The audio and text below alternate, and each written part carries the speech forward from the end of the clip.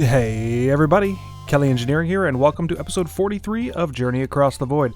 In between episodes, I've really just been sitting here auto-crafting and going through making all of the things necessary to auto-craft.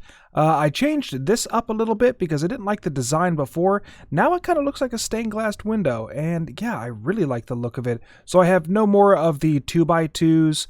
Yeah, they're all 5x2s, and they actually extend a little bit on the back as well. In order to craft some of the things I wanted to, I needed to increase the size of these drastically. And I know I don't need more than one crafting monitor. I mean, I'm glad that this is displayed, otherwise I would have forgotten. But I know I don't need more than one, but having it in the center really took away from the pattern.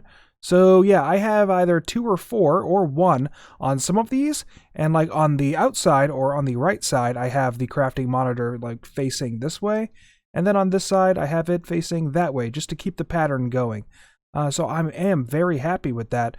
Oh, I also made a lot more stuff to go, a lot more encoded patterns to go in here, including, where are you? Yeah, right here. So encoded pattern for capacitor banks are right in these 3. And I have the double recipe just in case I don't have enough items to complete one of them. It will default to the other. And I started the farm in the Ender IO area just giving me Grains of Infinity seeds so I can craft up Grains of Infinity to craft all of these capacitor banks. This is 300, correction, this is 600 capacitor banks, all looped down. I, of course, need to make a lot more, but I don't have the energetic alloy necessary to do that, so that farm has also been turned back on. Up here at the top, this is also 600, or I guess a little short of 600 because I'm missing 11 of them. But yeah, they're going to extend all the way over to the top, and I'm going to need over 10,000 in order to, fit all of that in there. So I have them crafting up. And let's look in the monitor real quick. Actually, yeah, we could just go over here and look at it. So, yeah, in Jillian, I have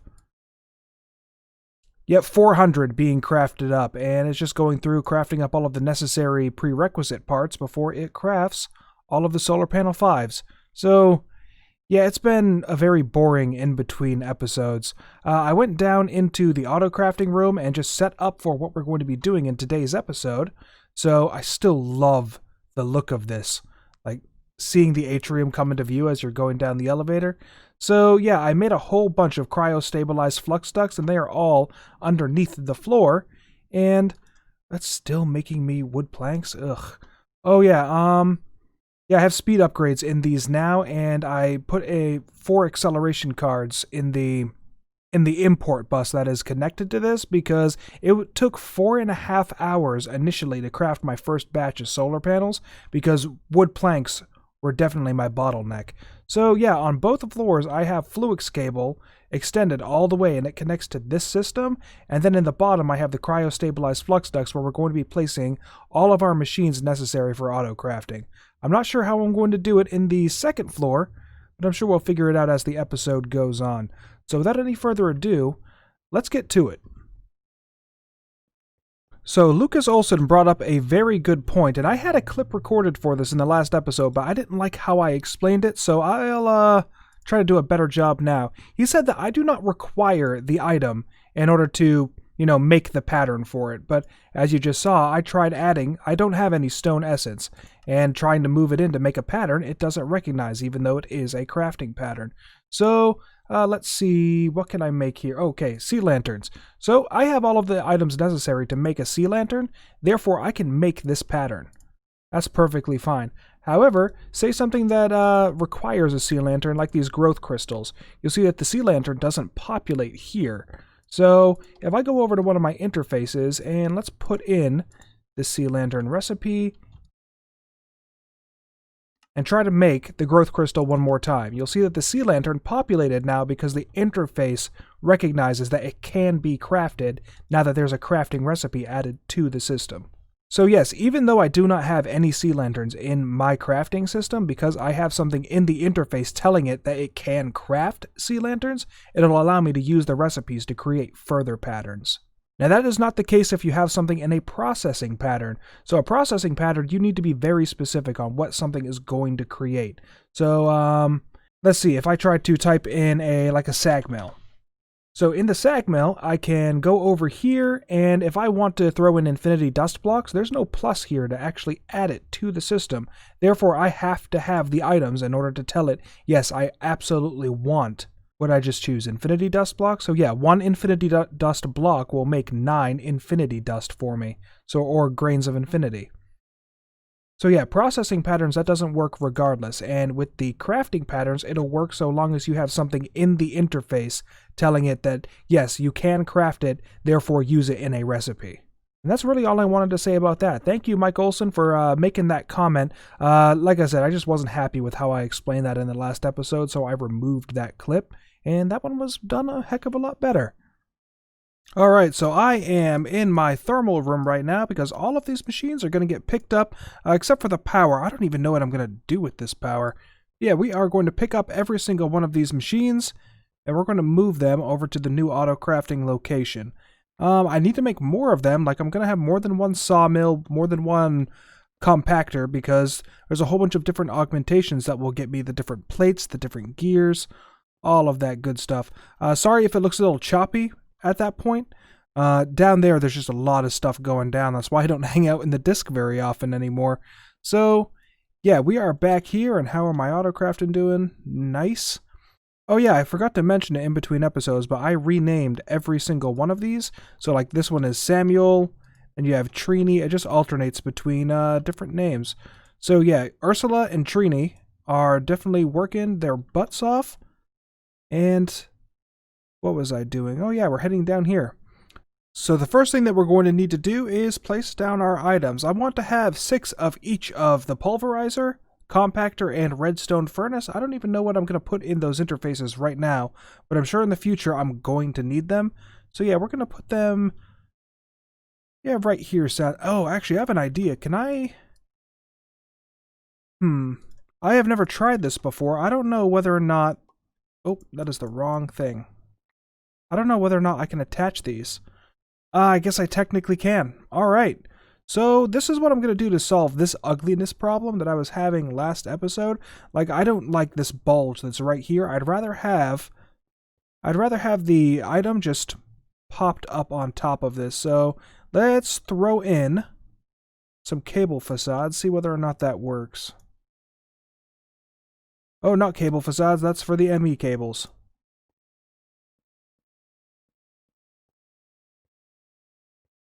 Okay, yeah, actually, that's not bad looking. Of course, it's going to be a different block than the white porcelain, but yeah, I definitely like the raised look rather than having that bulge that's over there on the top.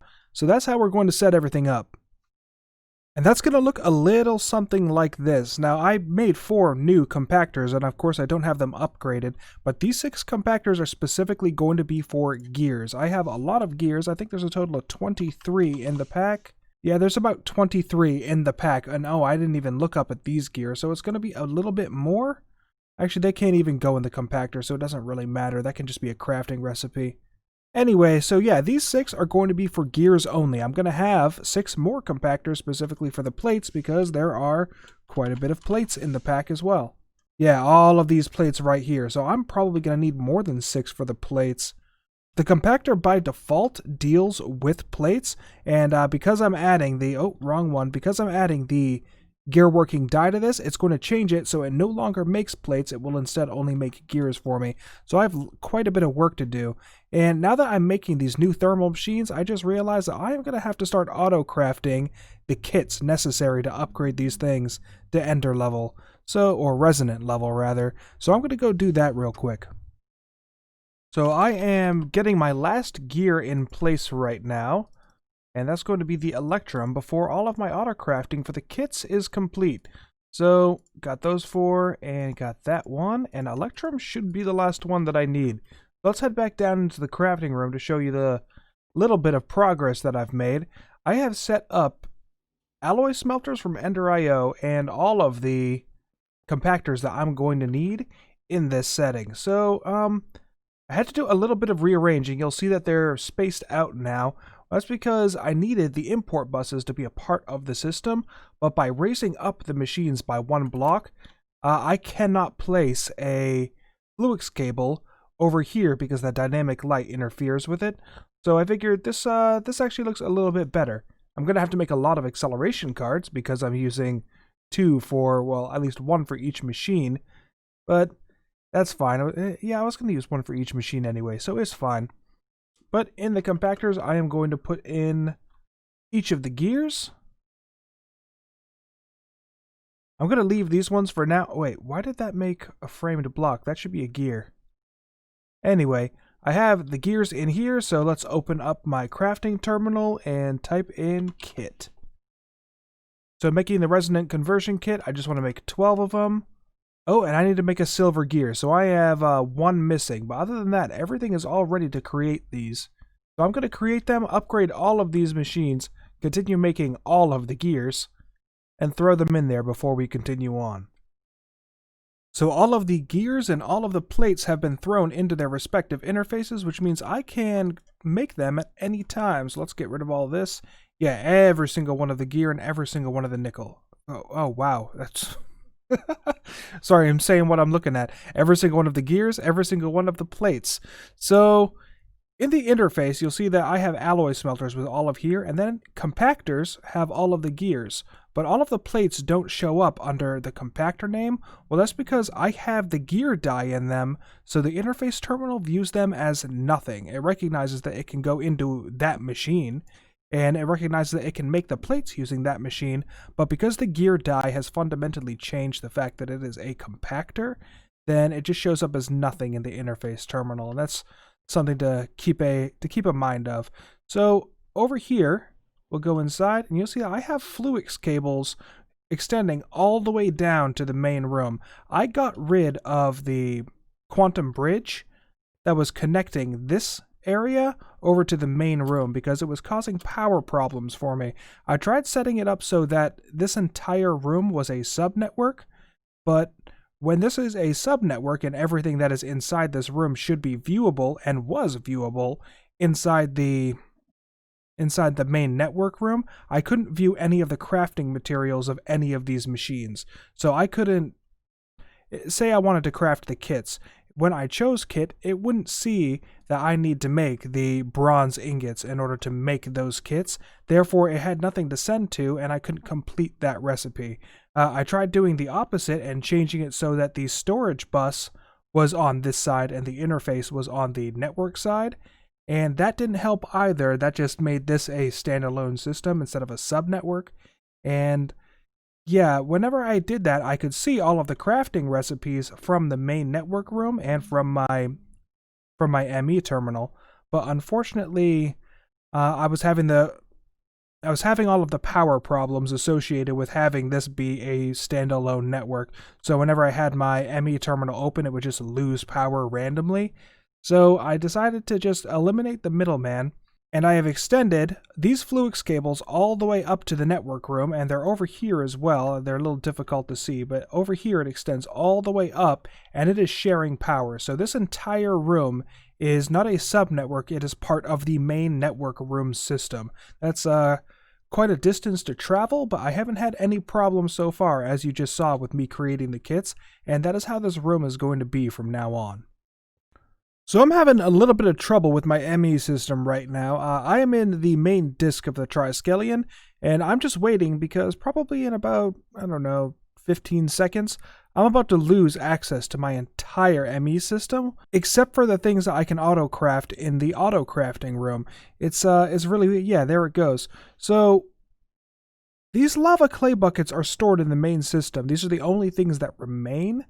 And everything else, oh yeah, see, all of the stuff that I can autocraft remains. Nothing that is part of my subnetworks can be accessed. I have no idea why. Initially, the problem that I was having was I was just losing all network power, and whenever I was anywhere not in this main room or the autocrafting room. So yeah, I was maintaining full access, and then I would lose network power, and I would just have to open it back up again. So I don't know what's going on with that. To solve that old problem, I just chunk loaded this entire area, the entire autocrafting room, and the second I chunk loaded this area, then I started having the problems where my entire system would disappear except for the things to autocraft. So I have a little bit of troubleshooting to do. I definitely wasn't expecting that. But I did mention in the last episode that because I have my ME system stretched so thin right now, power-wise, that it could just be a mere power problem. To fix that issue, what I tried to do, when I tried to fix the issue was I added another energy acceptor right here, so that down here would have power, and then up there also has its normal power as well, just trying to split the load, and that is not doing a dang thing. So, actually, you know what I haven't tried? It's going to make it look wonky, but I'll put a dense energy cell here. Here we go, dense energy cell, and now that that's here, I'm going to go back to the home base, see whether or not I have the same problem. Yep, okay, I do have the same problem, and it happened quicker than it normally does. So, yeah, I don't know. Like I mentioned in the last clip, if I try to make the auto-crafting room a subnetwork, then up here cannot access those crafting recipes. If I wanted to make a kit, which has, the kit has auto-crafting recipes in these 3 interfaces right here. So it would need to access both locations in order to auto-craft. This is such a dilemma. I'm not sure what I'm going to do. Alright, I have confirmed that it is indeed a power problem. I removed the 2 connections between the main network room and the auto-crafting room, and I have not had a single problem. It hasn't lost power, it hasn't lost access to all of the items. So yeah, I was just spreading power across the flux cables a little too thin, and I need to solve that problem. If anyone has any ideas on how to solve this problem, I mean, I suppose I could just... the fusion reactor room does have more than enough room to support auto-crafting, I guess. But I don't know whether or not that would solve the issue. So, yeah, if anyone has any ideas, please put them in the comments, and I will absolutely try them out and implement them if necessary. So, I'm not sure what else there is to do in this episode. I really just wanted to get the auto-crafting room started. What I need to do, stop activating step assist, is I have all of these mechanism machines, and the mechanism machine, like the metallurgic infuser, I need to hook an interface up to those as well, because there are quite a few recipes that only the metallurgic fuser can provide to me. Like, there's refined obsidian, there's refined glowstone. Alright, the enriched iron I'm not really worried about. Yeah, there's a whole bunch of stuff that I do need to worry about in the metallurgic infuser, so mechanism is definitely going to have some stuff hooked up. I'll do that in between episodes. And, oh yeah, this. So I hooked up a soul binder and a slice and splice because I have changed how I'm getting all of my liquid meat. It's a lot better and a lot less resource intensive than it was before. So over here, I have a powered spawner with a cow inside it, and this only uses power. It doesn't use essence, so I can remove that from the equation and conserve the amount of experience I need for my Britannia setup. So, yeah, that is one of the things that I've changed. So with that, I think I'm ready to close out the episode. Yeah, I have a bunch of stuff that I need to do in between episodes related to the auto-crafting room. And like I said, put in the comments if you have any creative solutions on how I can solve this problem, because I want to be able to autocraft things that are inside different types of production machines. But I am Kelly Engineering. I hope that you did enjoy this episode, and I will see you in the next one. Bye-bye.